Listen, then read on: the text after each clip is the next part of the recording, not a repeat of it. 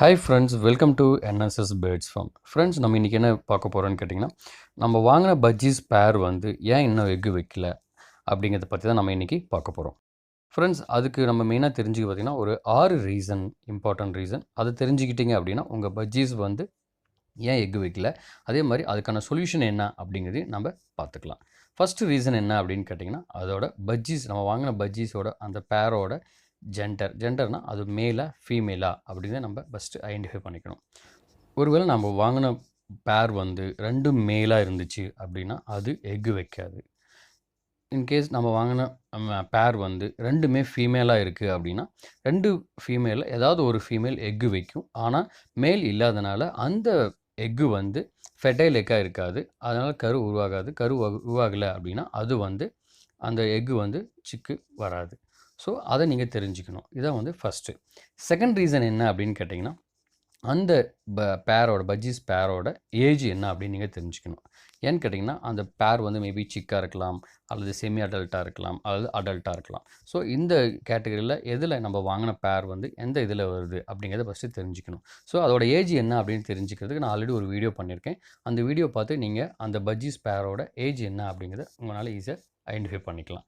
In case நீங்கள் வாங்கின பேர் வந்து ஒன்று மேல் வந்து சிக்காவோ அல்லது ஃபீமேல் வந்து சிக்காவோ இருந்து இன்னொன்று வந்து செமி அடல்ட்டாக இருந்துச்சு அப்படின்னா அது வந்து சீக்கிரம் பேர் ஆகாது. பேர் ஆகலை அப்படிங்கும்போது அது வந்து எக்கு வைக்காது.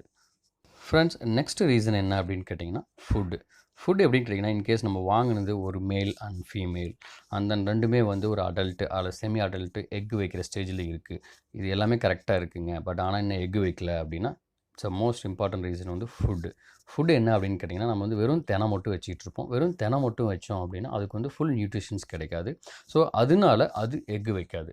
ஏன்னு கேட்டிங்கன்னா, நம்ம தெனை மட்டும் வச்சுட்டு இருந்தோம் அப்படின்னா நம்ம வந்து இன்கேஸ் அது எக்கு வைக்கணும் அப்படின்னா அதுக்கு வந்து கால்சியம் தேவை. கால்சியம்லாம் எதில் கிடைக்கும் அப்படின்னு கேட்டிங்கன்னா, இட்ஸ் கட்டில் ஃபிஷ் போன் அப்படின்னு சொல்லுவாங்க. அதாவது நம்ம கனவா ஓடு அப்படின்னு சொல்லுவோம், அல்லது கடல் நுரை அப்படின்னு சொல்லுவோம். ஸோ அது பார்த்திங்க அப்படின்னா நாட்டு மருந்து கடையில் கிடைக்கும், அல்லது நம்ம பெட் ஷாப்லேயே கேட்டிங்கன்னா அவங்களே கொடுப்பாங்க.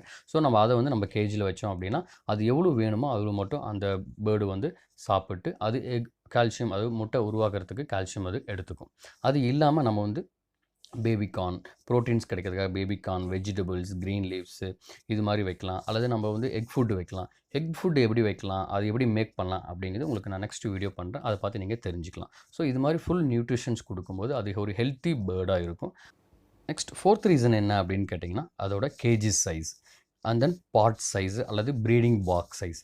எப்படின்னு கேட்டிங்கன்னா, இன்கேஸ் நம்ம வாங்கின பஜ்ஜீஸோட கேஜி சைஸ் வந்து 2க்கு 1.5க்கு 1.5, அதாவது அது ஃபுல்லாக பறந்து போகிற மாதிரி இருக்கணும். அப்போ தான் வந்து எக்ஸசைஸ் பண்ணுற அளவுக்கு இருக்கும். அதோட விங்ஸு, அதோட இது உடம்பு எல்லாமே ஃபுல்லாக எக்ஸசைஸ் பண்ண மாதிரி இருக்கும். அதனால் வந்து பார்த்திங்கன்னா அது ஒரு ஹெல்த்தி பேர்டாக இருக்கும். அதனால் சீக்கிரம் அது ப்ரீட் ஆகிறதுக்கான வாய்ப்பு இருக்குது. நம்ம சின்ன கேஜில் வச்சுருக்கோம் அப்படின்னா அது வந்து பறக்கவே பறக்காது. அதே மாதிரி நம்ம வந்து நிறையா அந்த கேஜில் பார்த்திங்கன்னா நிறையா ஸ்டிக் வச்சுருப்போம். அது வந்து அங்கே இங்கே உட்காரட்டும் அப்படின்னு சொல்லிட்டு நிறையா ஸ்டிக் வச்சுருப்போம். அப்படி நிறையா ஸ்டிக்கு வைக்கக்கூடாது. அது வந்து 1 இல்ல 2 ஸ்டிக் மட்டும்தான் வைக்கணும். அது வந்து லாங் டிஸ்டன்ஸ் இருக்கணும். அப்போ தான் அது வந்து லாங் டிஸ்டன்ஸில் பறந்தால் மட்டும்தான் அது ஒரு நல்ல எக்ஸசைஸ் மாதிரி இருக்கும். அப்போ அது வந்து ஈஸியாக எக்கு வைக்கும். ரீசன் என்னன்னு கேட்டிங்கன்னா, அதோட அட்மாஸ்பியர், அதோட டெம்பரேச்சர் எவ்வளோ இருக்குது அப்படிங்கிறது.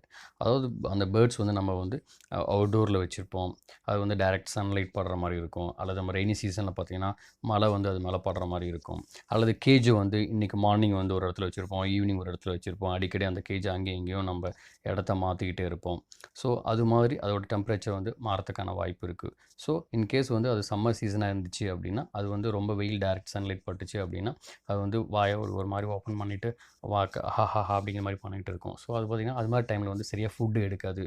இன்கேஸ் நல்லா ஃபுட்டு எடுக்கலை அப்படிங்கிற பட்சத்தில் அது ஒரு ஹெல்த்தி பேர்டாக இருக்காது. அதனால் அது வந்து எக்கு வைக்கிறதுக்கான வாய்ப்பு ரொம்ப கம்மி. தென் லாஸ்ட் ரீசன் என்ன அப்படின்னு கேட்டிங்கன்னா, பேர்ட்ஸை வந்து நம்ம டிஸ்டர்ப் பண்ணக்கூடாது. பேர்ட்ஸ் வந்து எக்கு வச்சிச்சா அப்படிங்கிறது அடிக்கடி அந்த பாட்டை ஓப்பன் பண்ணி பார்க்குறது, அல்லது குழந்தைங்களா இருந்தாங்க அப்படின்னா அடிக்கடி அந்த இடத்துல போயிட்டு பேர்ட்ஸை வந்து டிஸ்டர்ப் பண்ணிக்கிட்டே இருக்கிறது.